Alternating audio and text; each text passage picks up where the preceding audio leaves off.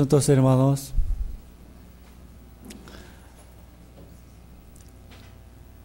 a nuestro Dios Padre te agradecemos.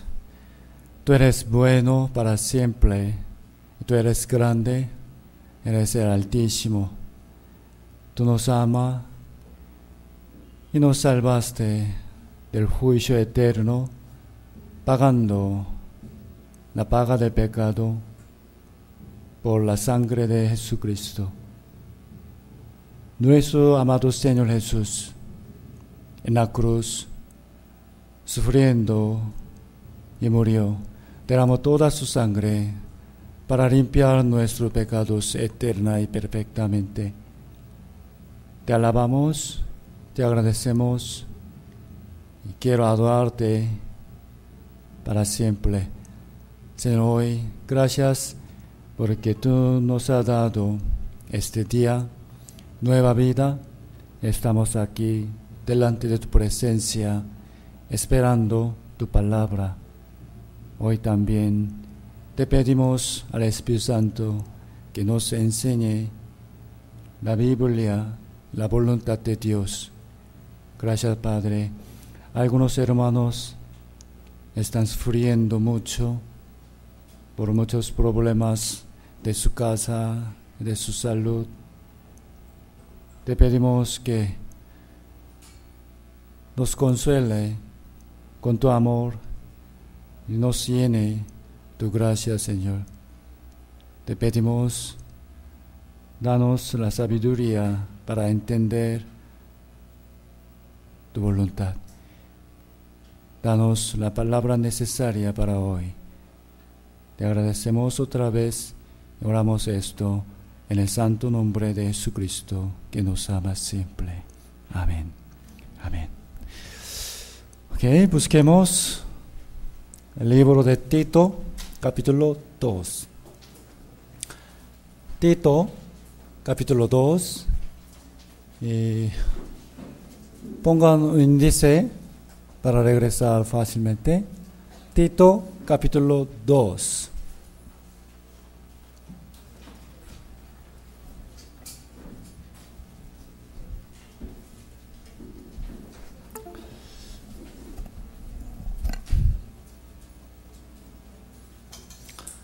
Tito, capítulo 2, desde el versículo 11 al 14.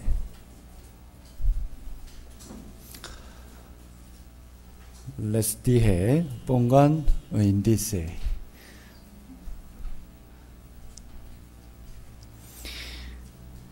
Versículo 1 al 14. Lo leo.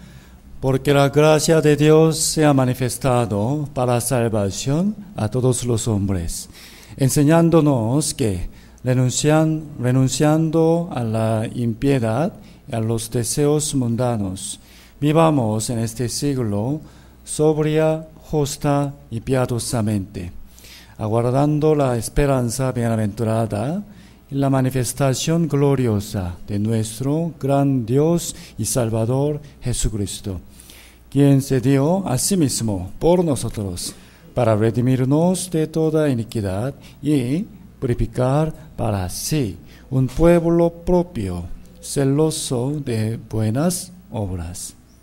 Okay. Hoy vamos a pensar en el tema acerca de ¿para qué Dios nos salvó? Es decir, el propósito por el cual nos salvó. Haga el trabajo que haga, hay razones por las cuales lo hace. Además, hay un propósito que desea lograr por medio de ello, ¿no? Pensar en el propósito correcto es muy importante. Algunos estudiantes estudian muy diligentemente por su voluntad. No todos, algunos, ¿no? Y algunos trabajan con mucho esfuerzo. La característica común de ellos es que tienen un propósito claro por el cual lo están haciendo, ¿no? Asimismo, algunos hermanos saben el Evangelio y otros pueden explicar acerca de la doctrina de la salvación. Aún así, lamentablemente, sus vidas no son dignas de un cristiano verdadero y viven sin ninguna relación con la voluntad de Dios. ¿Por qué? Eso es porque no piensan nada sobre el propósito para que Dios nos salvó.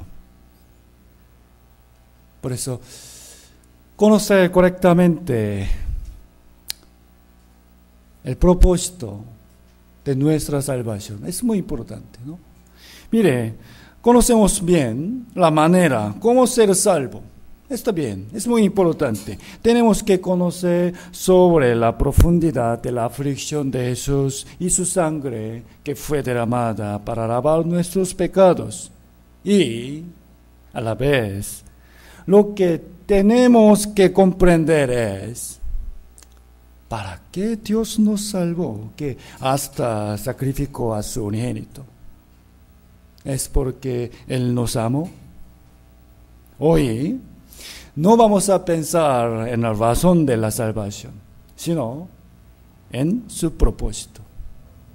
¿Qué espera Dios de nosotros cuando nos salva? La palabra principal de hoy, Tito 2, explica bien sobre esto. La conclusión es, como dice en el versículo 14, para sí un pueblo propio, para hacernos el pueblo propio de Dios.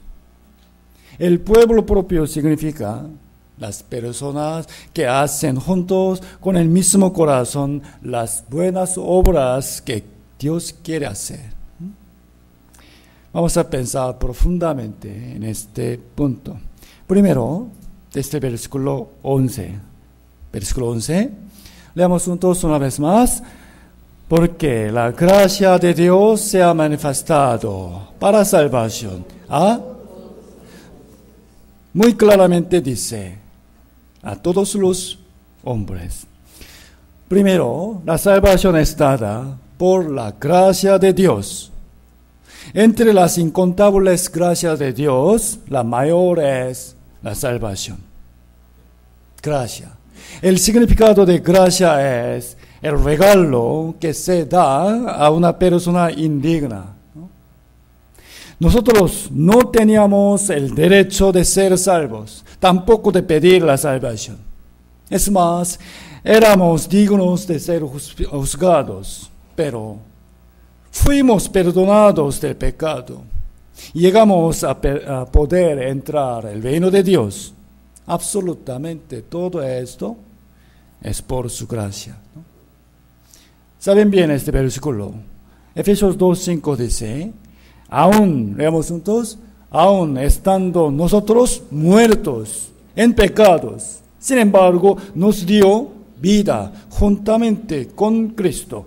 Sois salvos por gracia sois salvos.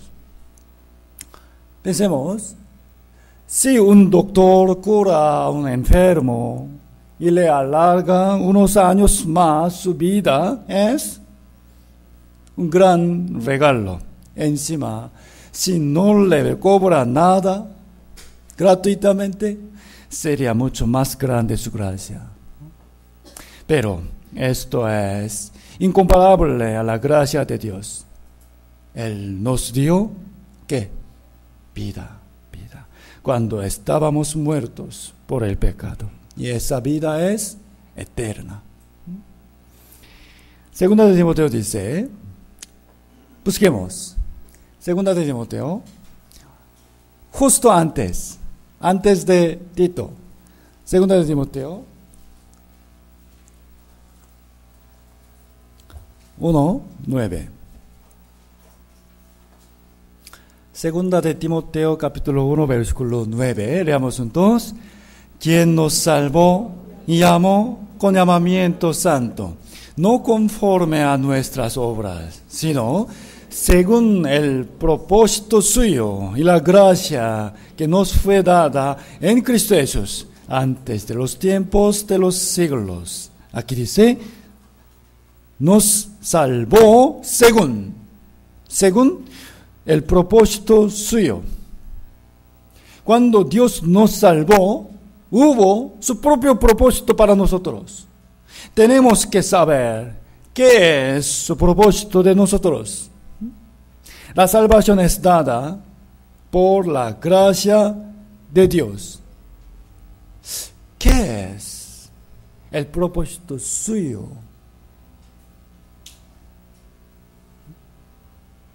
Primero, la gracia de Dios. La mayor gracia es la salvación.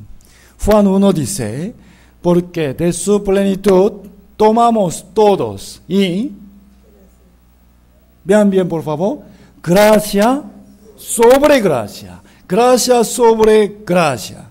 Pues la ley por medio de Moisés fue dada, pero por medio de Jesucristo la gracia y la verdad vinieron por medio de Jesús.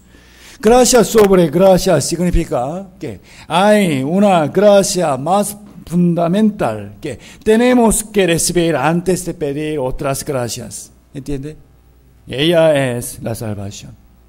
Por ende, sin haber recibido la gracia de la salvación, esperar la sanidad o la abundancia económica no sirve de nada. ¿Es cierto?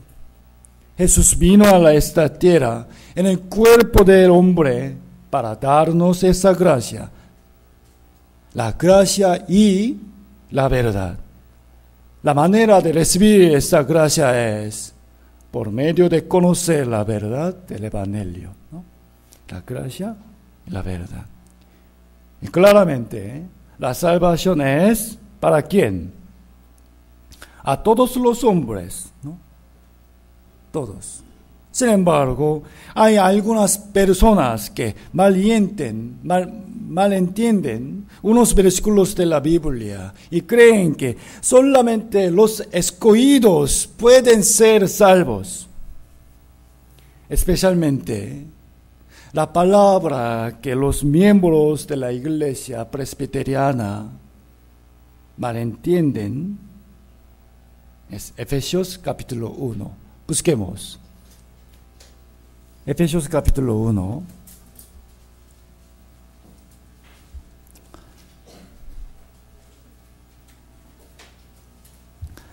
Efesios capítulo 1. Versículo 4. Efesios 1, 4 al 7. Lentamente leemos juntos. Según nos escogió en Él antes de la fundación del mundo, para que fuésemos santos y sin mancha delante de Él, en amor habiéndonos predestinado para ser adoptados hijos suyos por medio de Jesucristo, según el puro afecto de su voluntad, para alabanza de la gloria de su gracia, con la cual nos hizo aceptos en el amado, en quien tenemos redención por su sangre, el perdón de pecados, según las riquezas de su gracia. Miren bien, hermanos, si alguien mostrándoles este versículo dice, mire, ya están predestinados los que irán al cielo, entonces ustedes, hermanos, ustedes, ¿qué entendieran y cómo responderían? ¿Así? ¿Parece correcto? Supongamos que, según su interpretación, no es correcto. Si Dios, antes de crear al mundo, ya había escogido previamente a los que irán al cielo, entonces, primero, Dios no es justo. ¿Sí o no? No es justo. ¿Por qué? Se escoge a las personas que irán al cielo, al contrario, significa que desde el principio ya destinó a los que irán al infierno, ¿no? Además, si fuera así, sería mentira la palabra que Dios quiere que todos los hombres sean salvos. Entonces, aquí, ¿quiénes son los predestinados de este versículo? Eso jamás se refiere a cada uno en persona, sino lo que predestinó Dios desde antes de la creación es a Jesús. Jesús. Antes de que hiciera el hombre, Dios ya sabía que el hombre iba a pecar en el futuro. Por eso decidió enviar a Jesús al mundo para recuperarlo. Y en Él, en Jesús, predestinó que hará a sus hijos a los que recibirán el perdón de pecados por su sangre. Mire, Jesús derramó su sangre para todos los hombres, no alguien escogidos. Si lo recibe o no, depende de la elección personal de cada uno. Aún así, obviamente, Jesucristo quiere salvar a todos los hombres. Derramó su sangre para todos. ¿Saben bien? Juan 3:16. Leamos juntos. Porque de tal manera amó Dios al mundo, que ha dado a su Hijo unigénito, para que todo aquel que en él cree, no se pierda, mas tenga vida eterna. Claramente aquí el mundo indica a todos los hombres, cualquier persona, solamente todo aquel cree en Jesús. No predestinó a las personas para creer, porque si fuera así, Dios no podía juzgar al hombre por no haber creído, ¿no? Versículo 18.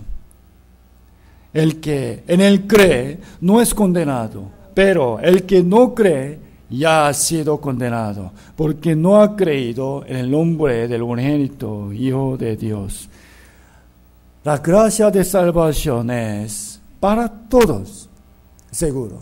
Y no crees rechazar esa gracia.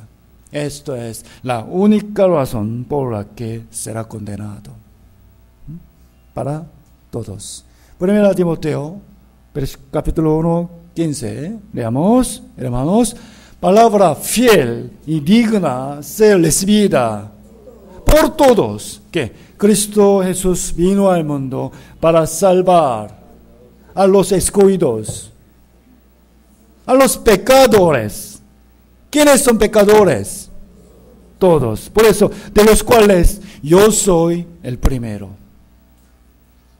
La gracia de la salvación es dada para todos, para todos. Volvamos. La palabra principal de hoy, Tito capítulo 2. Tito capítulo 2. Porque la gracia de Dios se ha manifestado para salvación a todos los hombres. Mire, recibir la salvación es nacer de nuevo como hijo de Dios. Después de esto, Dios ¿qué hace?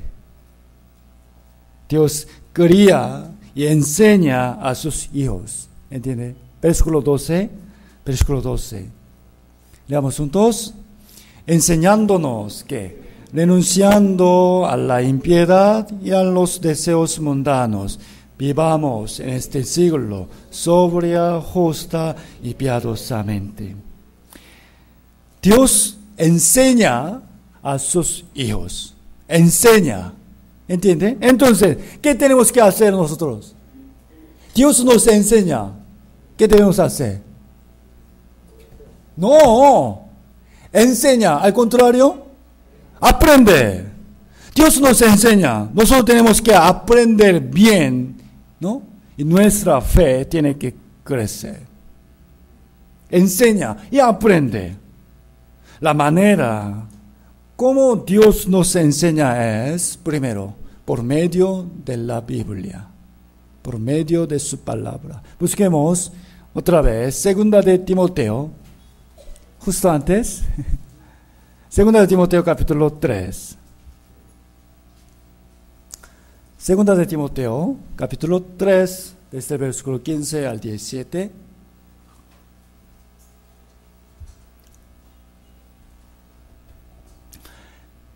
Segunda de Timoteo, capítulo 3, 15. Y que desde la niñez has sabido las sagradas escrituras, es la Biblia, las cuales te pueden hacer sabio para la salvación por la fe que es en Cristo Jesús. Lo primero que la Biblia nos quiere enseñar es la salvación por medio de la fe en Cristo.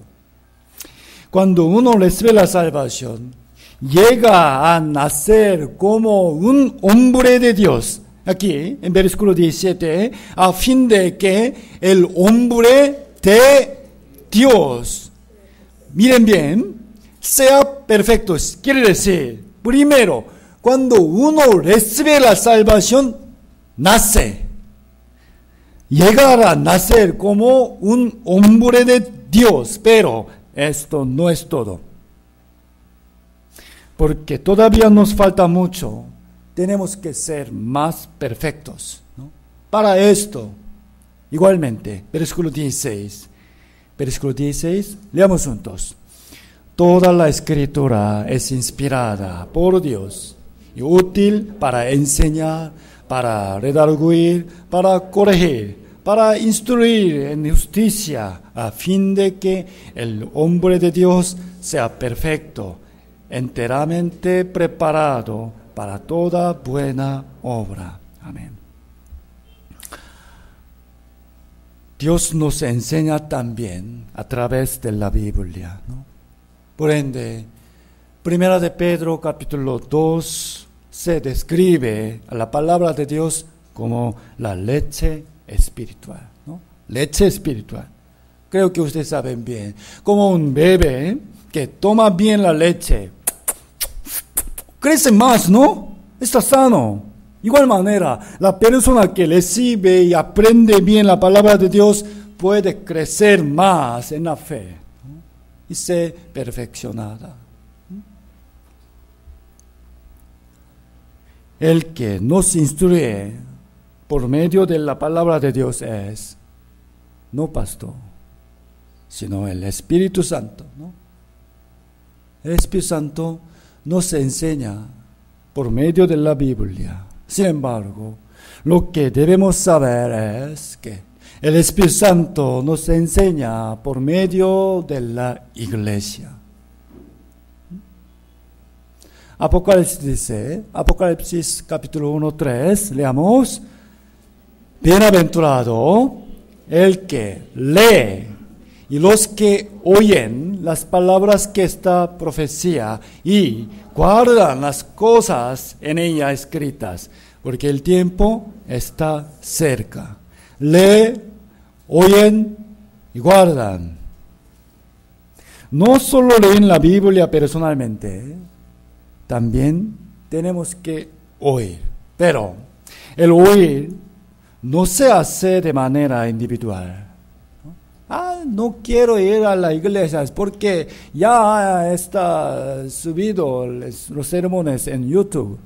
Más cómodamente quiero verlo en la casa. No. Oír tiene que hacer juntos en la iglesia. Juntos. ¿Por qué? Les pregunto, ¿hasta aquí está de acuerdo o no? Ni Espíritu Santo nos enseña por medio de la Biblia. ¿Hasta aquí está de acuerdo, no? Pero, miren bien, Apocalipsis 2, 29, leamos juntos.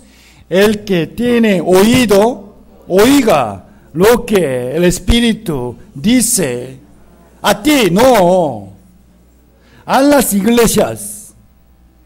Este versículo se repite 7 veces en el capítulo 2 y 3 de Apocalipsis. Esta es la manera que Dios enseña a sus hijos, por medio de la iglesia.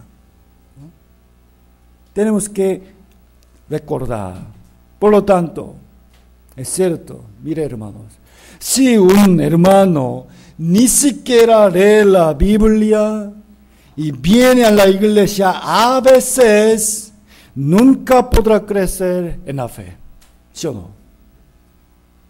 No les digo que es difícil crecer, no, sino no podrá crecer. obviamente, es verdad. Lee, oyen, ¿no? Por favor, tenemos que comprar y leer la Biblia y esforzarnos para asistir a los sermones. Los padres, les pregunto, ¿cómo quieren los padres que estudien sus hijos en el colegio?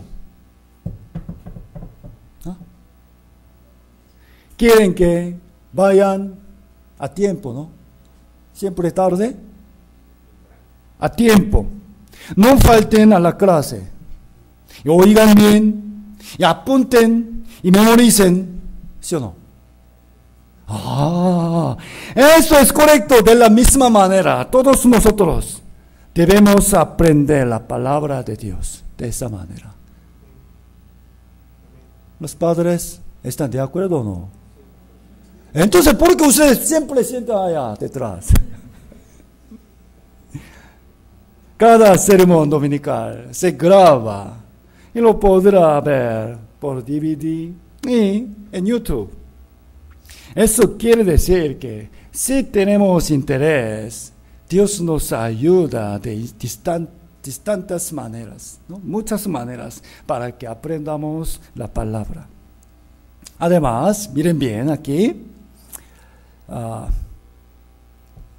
toda la escritura, segunda de Timoteo capítulo 3, versículo 16, toda la escritura es inspirada por Dios, útil para enseñar, también para redarguir. Debemos recordar que la palabra de Dios nos redarguye. Redarguir significa, ¿sabe? Reprender. Porque todavía tenemos muchas cosas que corregir. Y a veces no nos esforzamos tanto en cambiar, ¿no? Aunque sabemos y no hacemos. Por eso es necesario que seamos reprendidos. Reprender. En la palabra de Dios, no deben querer solo escuchar palabras dulces.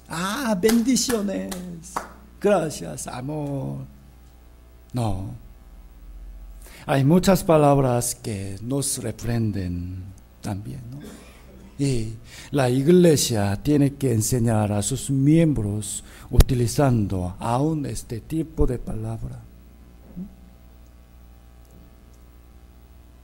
El pastor tiene que enseñar y consolar a los miembros. Igualmente, a veces tiene que reprender. Por ejemplo, un hermano siempre había venido tarde a la iglesia. Y después de observarlo por unos meses, le dije, hermano, eso es un hábito incorrecto. Trate de venir más temprano. ¿Acaso no debo decirle esto? Sin embargo, desde la siguiente semana no viene. Y otro, casi siempre dormía en todo el culto. También le observé muchas veces y le dije, hermano, entiendo que está cansado por trabajo, pero aún así, dormir de esa forma durante el sermón no es bueno para Dios, ni para mí que preparo y predico la palabra, tampoco para otros hermanos, y sobre todo para ti mismo. Por eso, por favor, trata de estar despierto. Pero desde la siguiente semana no viene. Creo que se ha molestado por mi palabra. ¿Qué hago? Es igual que cuando un hijo no vuelve a la casa porque sus padres le disciplinaron, o cuando un alumno no va al colegio porque se molestó con el profesor. Al final, ¿quién se perjudica? ¿Quién? El mismo, ¿no? Tenemos que entender esto. El pastor tiene que decir esas palabras también, o reprochar severamente a los hermanos que cometen gran pecado. Solamente tengo que esconder nada más, ¿no? Está bien, hermano, está bien. No es correcto, ¿no? Ustedes tienen que oír hasta estas palabras también a través de la Biblia o la boca del pastor. Esto es el aprender, ¿no? Aprender. Busquemos Salmo 32.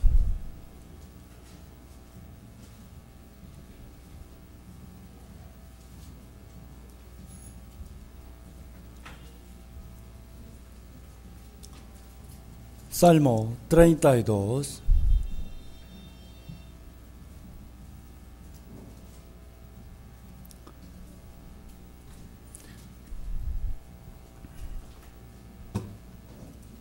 Salmo 32, versículo 1.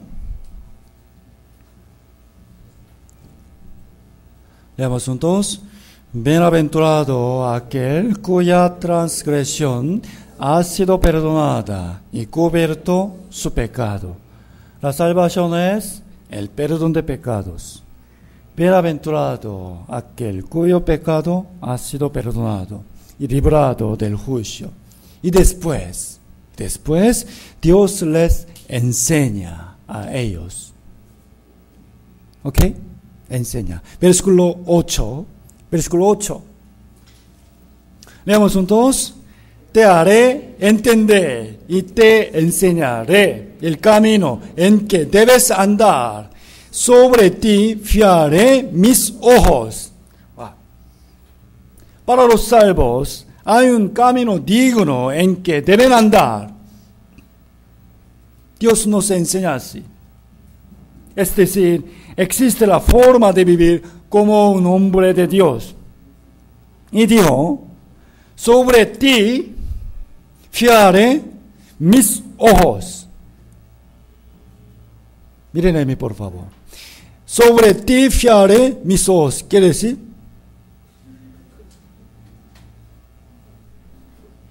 ¿No? Esa palabra es temible, ¿no?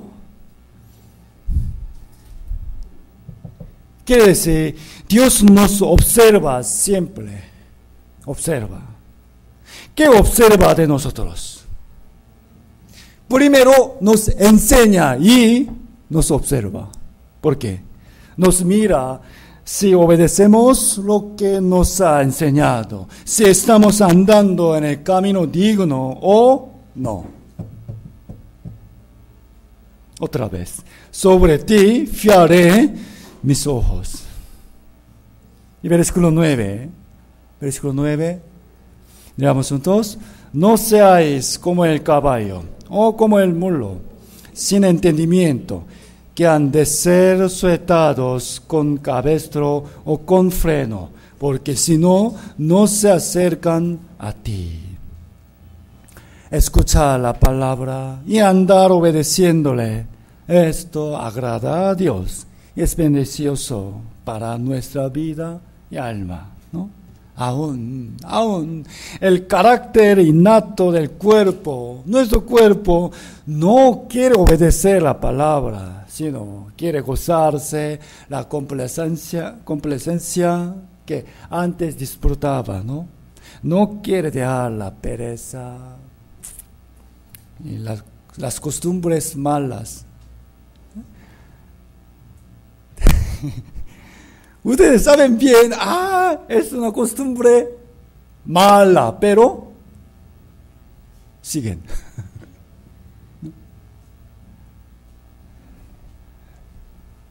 El horario peruano, pero siempre viene tarde, ¿no?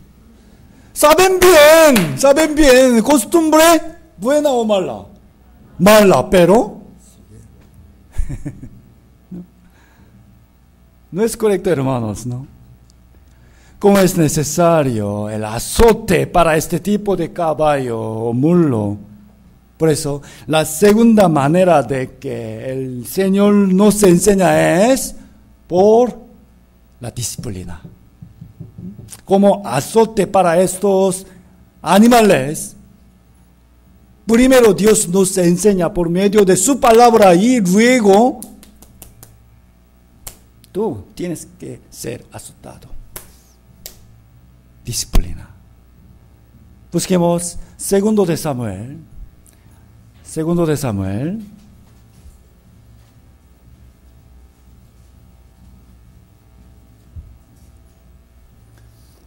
Segundo de Samuel, capítulo 5 a 7.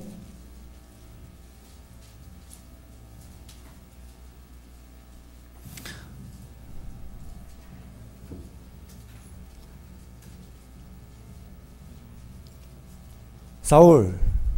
Aquí sale Saúl. El que mira. Segundo de Samuel, capítulo 7, versículo 14 y 15. Leamos juntos. Yo le seré a él padre, y él me será a mí hijo. Y si él hiciere mal, yo le castigaré con vara de hombres y con azotes de hijos de hombres. Pero mi misericordia no se apartará de él como la parte de Saúl, al cual quité de delante de ti. Dios dijo su promesa de gran bendición a David.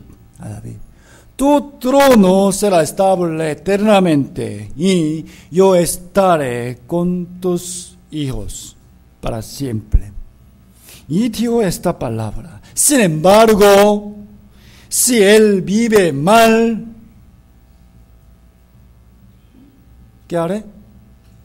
Voy a castigarle con vara, con azotes, ¿no? Castigar. Pero todo eso es por amor, ¿no? Y los han disciplinado para corregir sus errores y nunca los ha abandonado. Para corregir. De igual manera, hemos aprendido varias veces con muchos versículos que la salvación no se pierde, ¿no? La salvación no se pierde. La persona que una vez ha recibido la salvación jamás irá al infierno por más que peque, ¿no? Jesús mismo claramente prometió así. Por ende, si una iglesia enseña diferente doctrina, está enseñando mal. Ese tipo de pastor es un ciego y el profeta falso.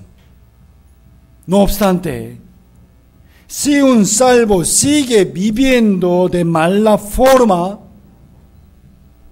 sin duda será disciplinado por Dios. Yo le castigaré. Proverbios dice, Proverbios 3, 11 y 12. Leamos juntos. No menosprecies, hijo mío, el castigo de Jehová, ni te fatigues de su corrección, porque Jehová al que ama castiga, como el padre al hijo a quien quiere. Castiga, disciplina, para su corrección, para corregirlo. ¿Al que ama? ¿No? Dios nos enseña, primero, por medio de la palabra. Segundo, disciplina. Tenemos que recordar. Hará disciplina para nosotros. Vamos a volver a la palabra principal de hoy. ¿Qué? Tito 2. Tito 2.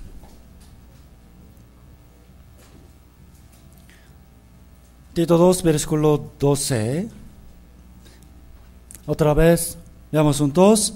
Enseñándonos que, renunciando a la impiedad y a los deseos mundanos, vivamos en este siglo sobria, justa y piadosamente. Dios nos enseña para que vivamos en este siglo sobria y justa y piadosamente. Pero, como todos ustedes saben bien, en este mundo, este siglo, ¿cómo es?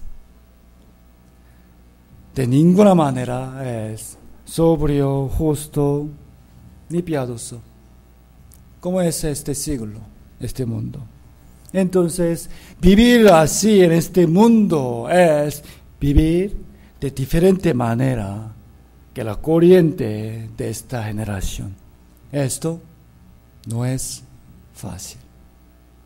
Tenemos que vivir de diferente manera.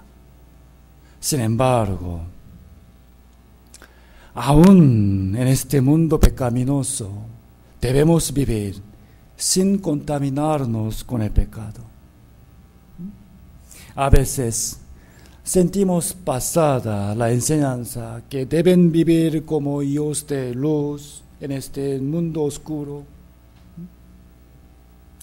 Cuando escucha la palabra de que no cometan fornicación, negándola, podrían dar la excusa: no, pastor, ay no, hoy en día el mundo no es así. Si se aman, pueden tener sexo, eso es muy malo, es normal. De verdad, es corriente que muchísimas personas vivan de esa forma. No obstante, eso no puede ser una razón para que nosotros también podamos vivir así, cometiendo pecado ante Dios.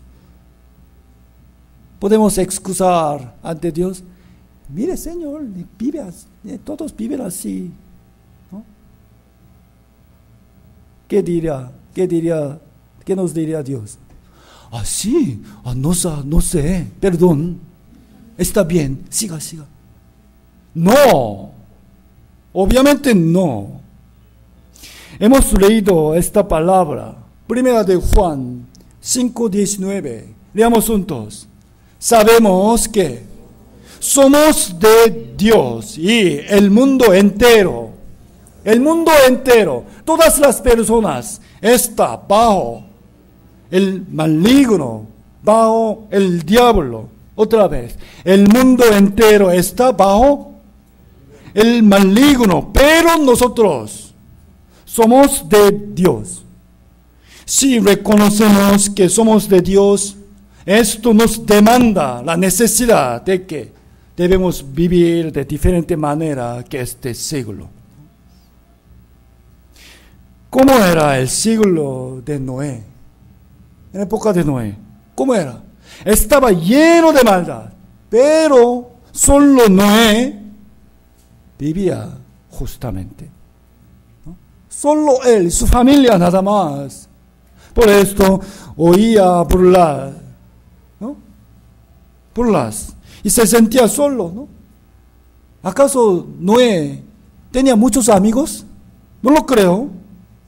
Aún así tenemos que vivir como Noé, ¿sí o no? ¿Están de acuerdo o no? Amén. En el mar, miren, en el mar hay peces. El mar es salado, ¿no? ¿Hablo bien? En el mar vive peces. El mar es salado. Entonces, les pregunto, ¿la carne de peces que viven dentro del mar es salado o no? ¿Ah? ¿La carne de peces es salada o no? No. Maravillosamente no es salada para nada. Qué maravilloso, ¿no? Aunque viven en el agua salada, su interior no es salado. Tenemos que vivir así. Amén. Los coreanos aprecian mucho esa flor. Es tan hermosa, ¿no?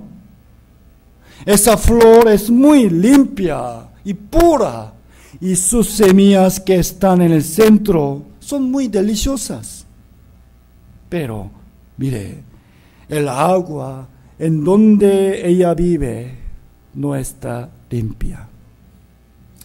La razón por que ella es muy hermosa es, aunque vive en agua no limpia, florece una flor limpia. Dios quiere que nosotros vivamos de esa forma. ¿Cómo es este siglo? Sin embargo, Dios quiere que vivamos en este siglo sobria, justa y piadosamente. Recordando la frase, este siglo, busquemos Romanos capítulo 12.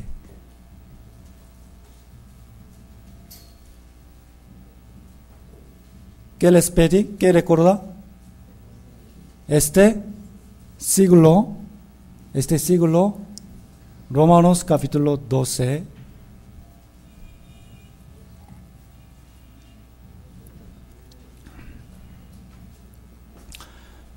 Romanos capítulo 12.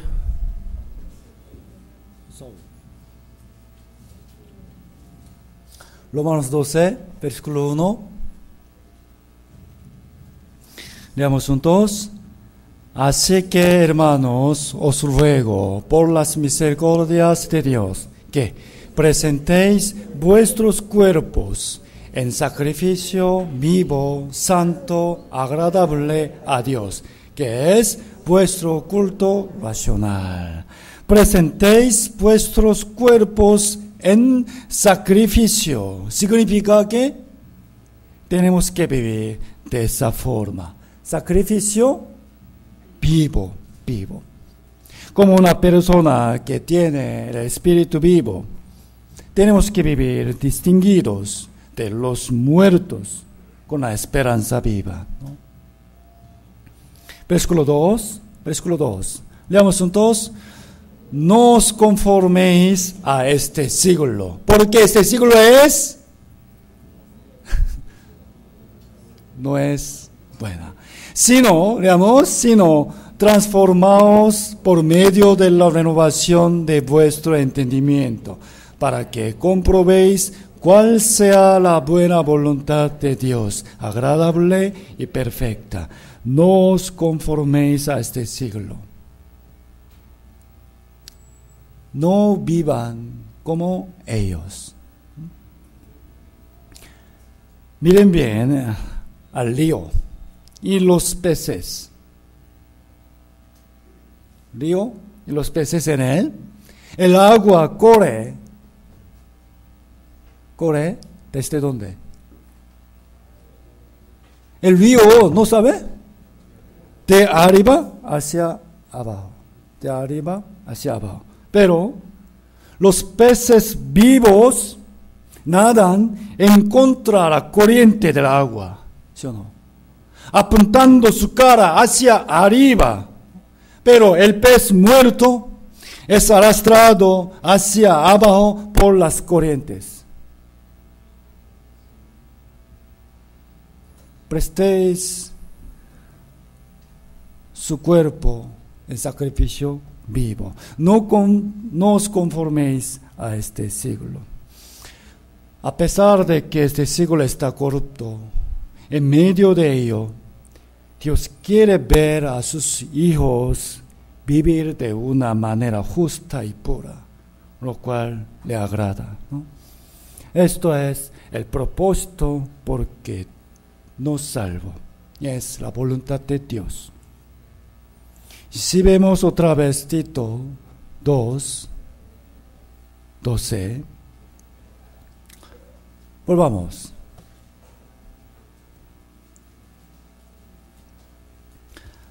Tito 2, 12, una vez más, leamos, enseñándonos que, renunciando primero a la impiedad y a los deseos mundanos, vivamos en este siglo.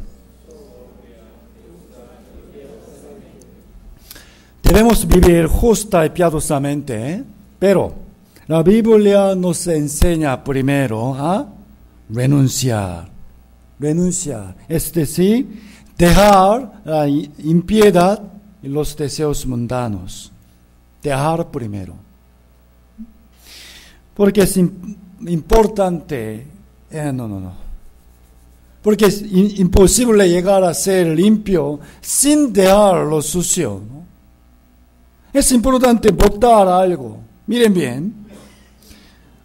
Aquí hay un vaso. Supongamos que hay agua sucia adentro, sucia. Entonces, para llenar el vaso con agua limpia, ¿qué tenemos que hacer primero? Botar es primero, ¿no? Botar el agua sucia. Esto es el orden correcto. Si no, si sigue echando agua nueva, tomaría mucho tiempo y gastaría mucha agua, ¿no? Y por más que lo haga así, aún quedará un poco de suciedad, ¿no? Primero botar y recibir la enseñanza. ¿Por qué razón nuestra vida no cambia mucho a pesar de que ha pasado mucho tiempo en el Señor y hemos escuchado muchas enseñanzas? No nos cambia mucho. ¿Qué necesitamos? Necesitamos arrepentirnos profundamente sobre nuestros errores, esforzarnos más para botarlos. Hay una manera graciosa de cómo los africanos nativos cazan a los monos. Miren bien, ¿qué es esto? Un mono. Primero, hacen un hueco pequeño en la tierra, por lo cual apenas entra la mano de un mono. Y luego en ese hueco, ponen su comida favorita. ¿Entiende? Puede entrar con mano vacía, pero después.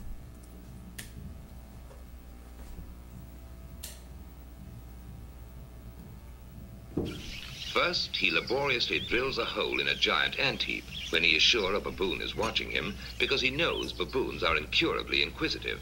Next, he puts some wild melon seeds into the hole and works them in so that they drop into a hollow. Then he saunters off, knowing the baboon is burning with curiosity. The baboon doesn't trust that human being at all, so he plays it cool. But he's dying to know what gives in that confounded hole. Finally, Mr. Inquisitive can't take it any longer. He's got to know what's in there.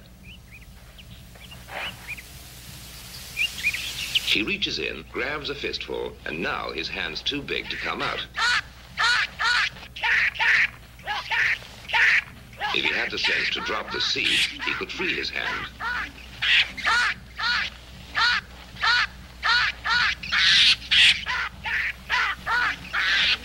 Now he lets go when it's too late.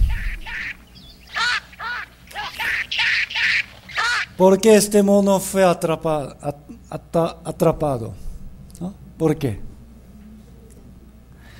Porque no se pudo escapar. Es porque no soltó la comida que tenía en su mano. ¿Entiende?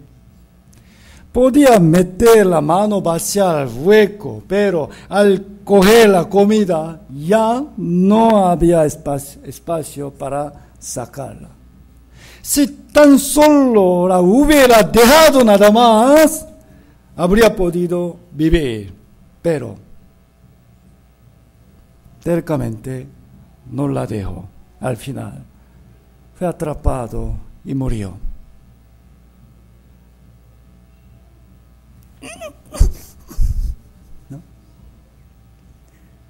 No quiere dejar esto. ¿Saben, hermanos? El diablo usa la misma forma con nosotros para hacer fracasar nuestra fe y que no seamos usados por Dios. Algunos no dejan de tomar licor. Algunos no dejan la fornicación. De tal manera, se destruyen a sí mismo y a su hogar. Por lo tanto, hermanos, la Biblia, antes de decirnos que tenemos que vivir rectamente, nos habla que tenemos que quitar las maldades de nosotros. En primer lugar, vamos a pensar en qué pecado tenemos que dejar. ¿Qué pecado tenemos que dejar? Eso es necesario. Si no, nuestra fe llegará a ser muy hipócrita, ¿no? Aunque ante los demás podrá parecer como tiene buena fe, al su vida caerá y podrá llegar a destruirse estando sujeto al diablo. Dice, enseñándonos que primero dejen, ¿no? Renunciando a la impiedad, a los deseos mundanos. También la Biblia describe nuestra vida cristiana como una carrera. ¿No? El apóstol Pablo también, justo antes que muriera en la cárcel, dijo, he acabado la carrera. Acabado la carrera. Entonces, para correr, ¿qué tipo de vestido tenemos que llevarnos? Hace frío, un poquito más. No, hay que sacar la ropa pesada para que el cuerpo esté ligero, ¿no? Primero, renunciar a la iniquidad. Busquemos Hebreos 12.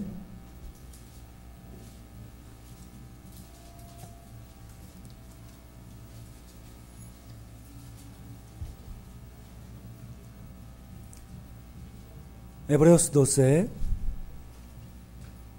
1. Hebreos capítulo 12, versículo 1 y 2. Hebreos 12, versículo 1 y 2. Veamos. Por tanto, nosotros también, teniendo alrededor nuestro tan gran nube de testigos, despojémonos de todo peso y del pecado que nos asedia, y corramos con paciencia la carrera que tenemos por delante, puestos los ojos en Jesús, el autor y consumador de la fe, el cual, por el gozo puesto delante de él, sufrió la cruz, menospreciando el oprobio,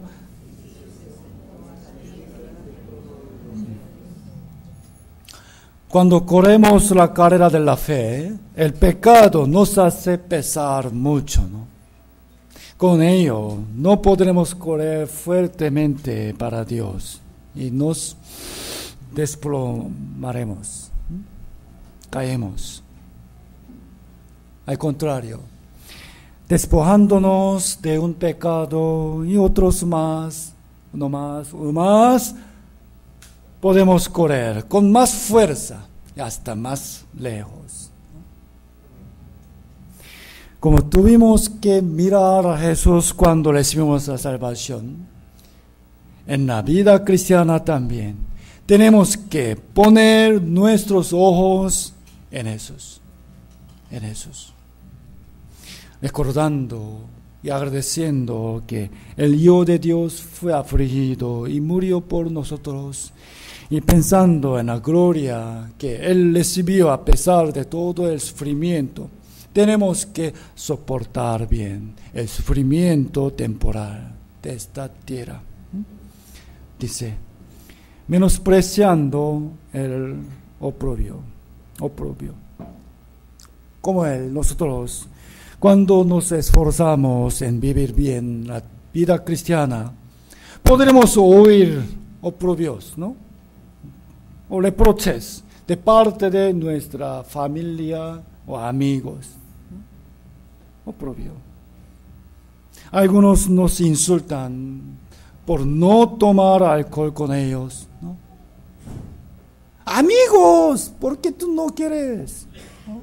O quizá entre las hermanas pueden escuchar una burla como, ¿tú no tienes novio? No. Jesús no tomó en cuenta hasta lo mucho más grave, porque Él miraba la gloria. Por ello, la palabra principal de hoy, Tito 2, continúa hablando acerca de la esperanza. Volvamos, Tito 2. Tito 2.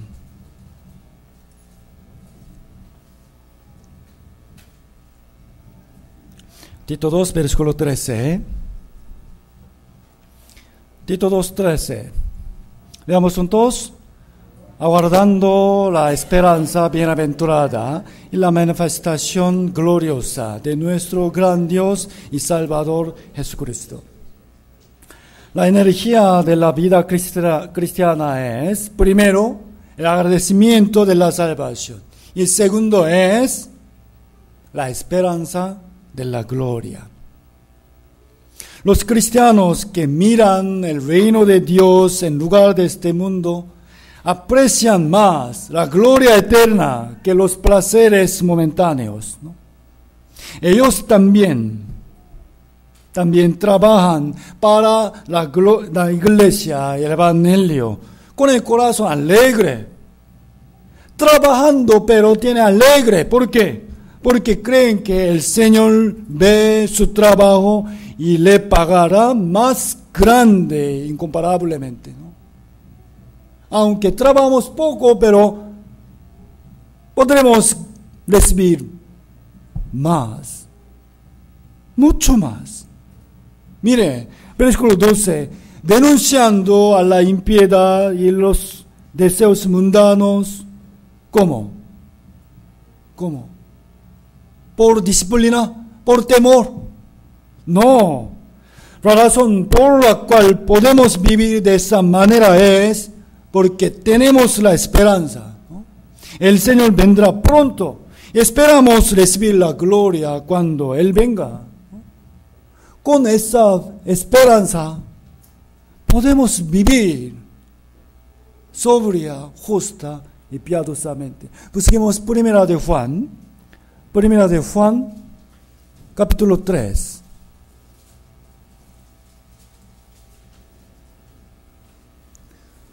Primera de Juan, capítulo 3, versículo 2 y 3.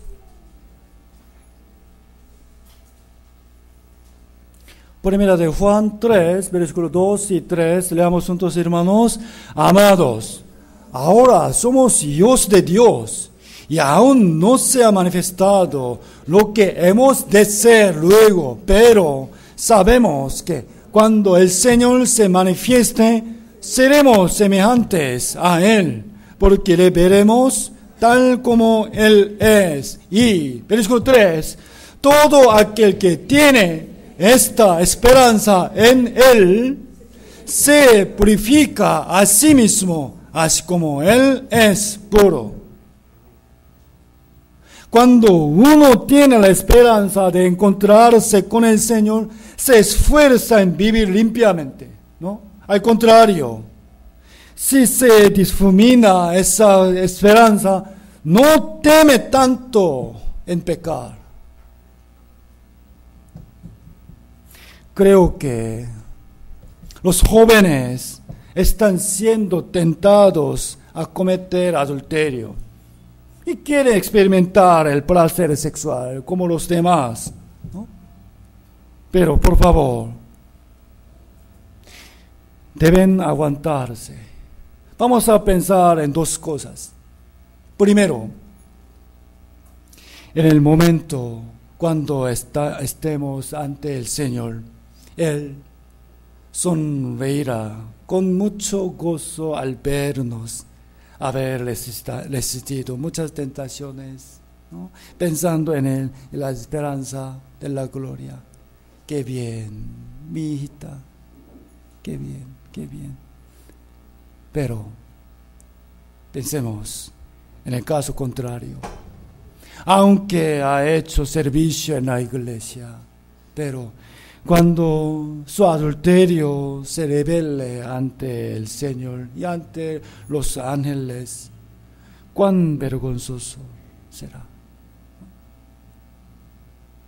Cuán glorioso será, cuán vergonzoso será. ¿Acaso quieren experimentar la fornicación mucho? Por favor, vamos a esperar, vamos a soportar un poquito más. Jóvenes, tienen que vivir de la manera pura y limpia. Con esperanza, dice, aguardando la esperanza, bienaventurado, ¿no? Podemos vivir justamente, piadosamente. Y en Tito capítulo 2, otra vez, volvamos. Tito 2, 13. En este versículo 13 hay un punto muy importante.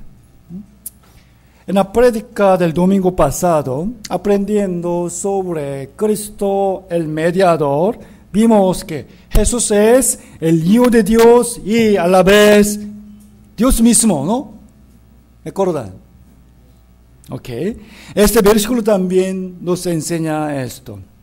Dice: la manifestación gloriosa de nuestro gran Dios y Salvador Jesucristo. Entiendan bien. Esto no quiere decir Dios y Jesús, no. Sino que Jesús es nuestro Salvador y Él es Dios. ¿Entiende? No el Salvador. Miren bien, nuestro gran Dios y el Salvador, no. Jesús es Dios y Salvador. ¿Entiende? Dios es grande. Nuestro gran Dios. Este gran Dios es nuestro Padre. Este gran Dios es nuestro marido, esposo. Entonces, cuán grande serán la gloria y la recompensa que Él nos dará. Con esa esperanza vamos a vivir con más paciencia y más puramente en este mundo, y trabajando un poco más para la iglesia y el evangelio. Vamos a encontrarnos con el Señor, con gozo, con felicidad. El título de la palabra de hoy es: ¿para qué Dios nos salvó? ¿Para qué? Pueden haber varios propósitos, pero el versículo 14 nos da la respuesta. 14, leamos juntos. Quien se dio a sí mismo por nosotros, para redimirnos de toda iniquidad y purificar para sí un pueblo propio, celoso de buenas obras. Nos salvó para hacernos su pueblo verdadero, que teniendo el mismo corazón, unánimes trabajemos juntos para cumplir las buenas obras que quiere Dios.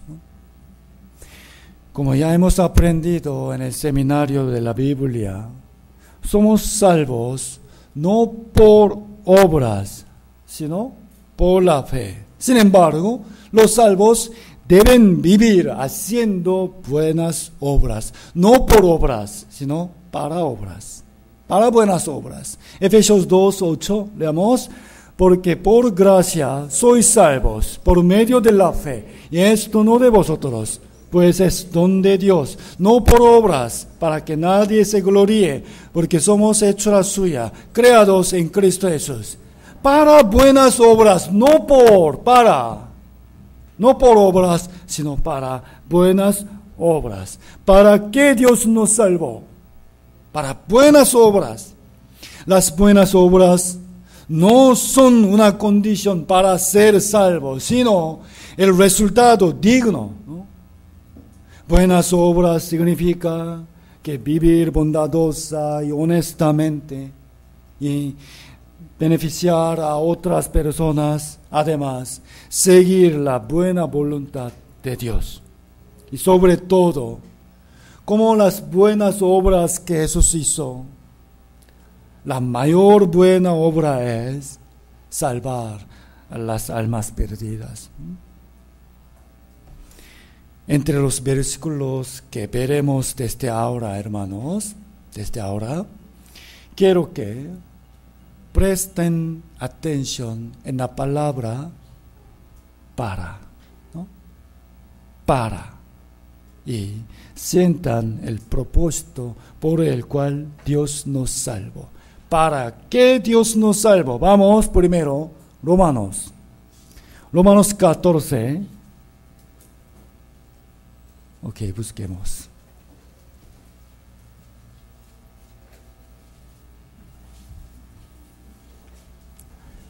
Presten atención, por favor, en la palabra para. Romanos 14, versículos 7 al 9. 7 al 9, leamos juntos. Porque ninguno de vosotros vive para sí, y ninguno muere para sí. Pues si vivimos, para el Señor vivimos, y si morimos, para el Señor morimos. Así pues, sea que vivamos o que muramos, del Señor somos. Porque Cristo para esto murió y resucitó y volvió a vivir, para ser Señor así de los muertos como de los que viven. Cristo murió y resucitó para salvarnos. Aquí dice, Cristo, para esto murió. ¿Para esto qué? ¿Para qué?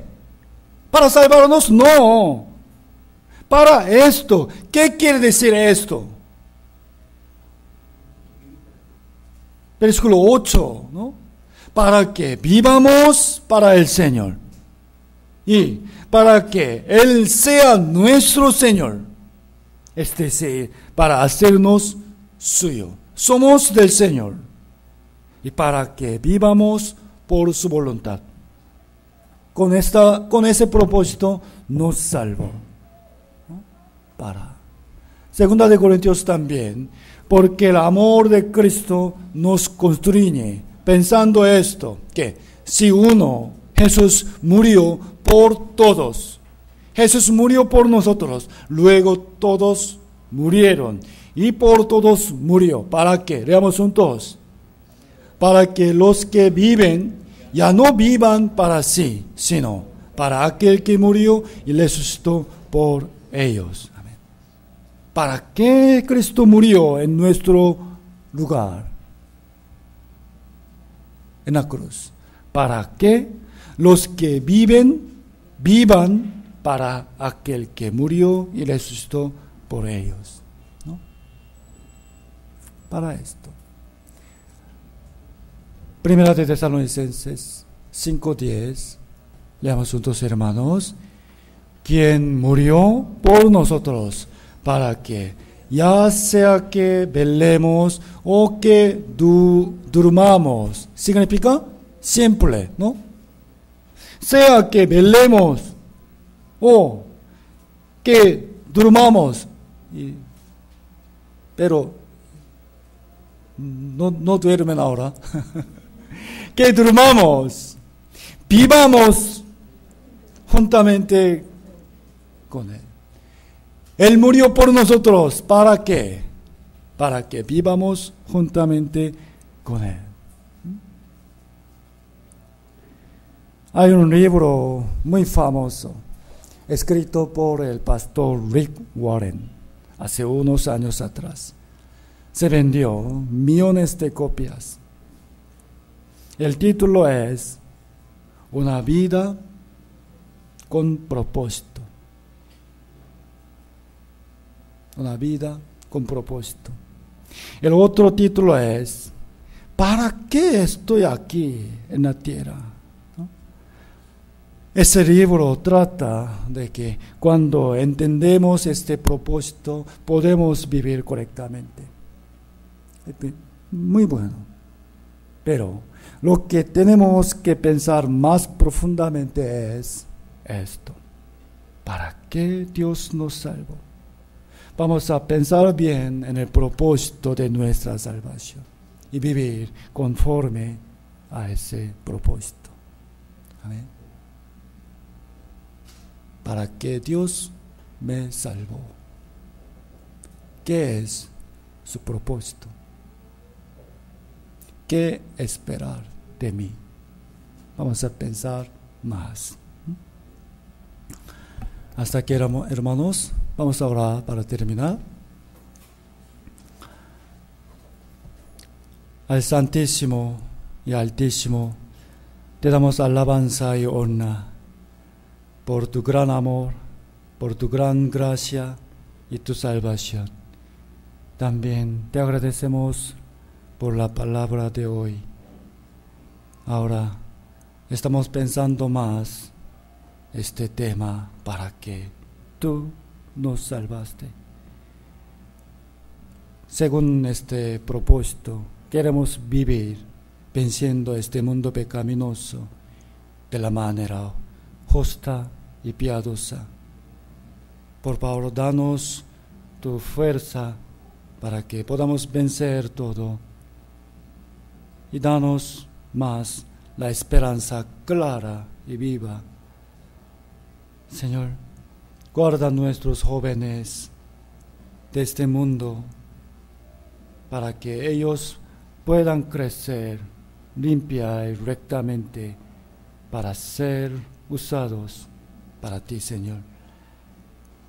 Y hoy vamos a hacer la Santa Cena recordando tu muerte y tu sangre. Por favor, guárdanos que podamos vivir siguiendo tu enseñanza y tu palabra. Gracias, Padre. Oramos en el nombre de nuestro Salvador Jesucristo. Amén. Amén. Ahora